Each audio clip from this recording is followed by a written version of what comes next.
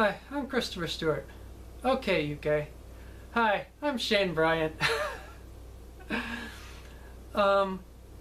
Working with Peter, oh God, that was some of the best times in my life. Peter was an absolute genius. I tried to learn as much from him as I could, and I could have spent a lifetime with him and not learned everything I could have learned from him. He was just truly an actor's actor.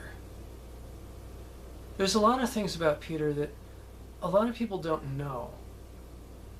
And it's because it's all that went on in his head.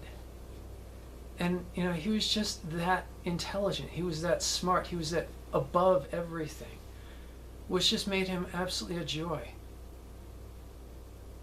To give you an example of what I'm trying to say sometimes, there's the scene in Frankenstein the Monster from Hell when you first start seeing Frankenstein show up. Peter would know somehow, and no one could ever figure out how, but he would know everything there was. He just knew it, which is unbelievable. He would know that there would be a music cue. He would know how long that cue went.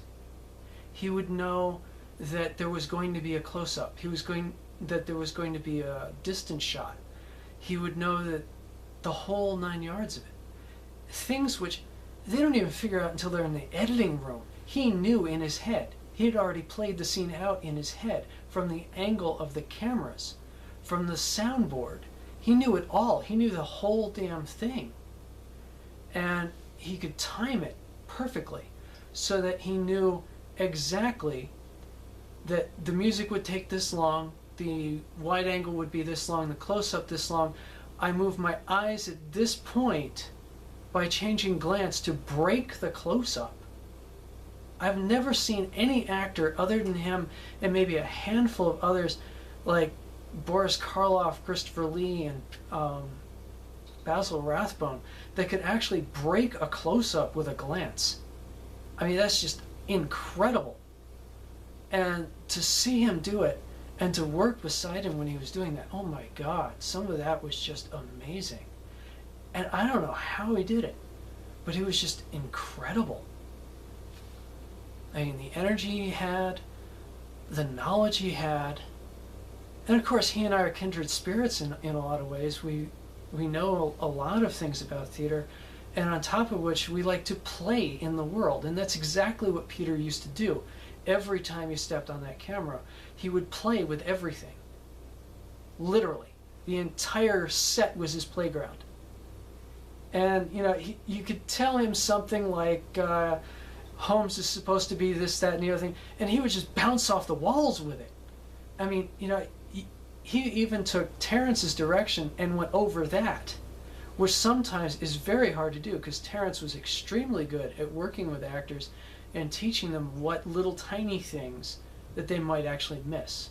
Like, let's play with this prop, or let's think about that prop, or something like that. Terrence was a genius too, and you put the two together, and Peter had to actually compete over top of him and would just go out of his mind with it.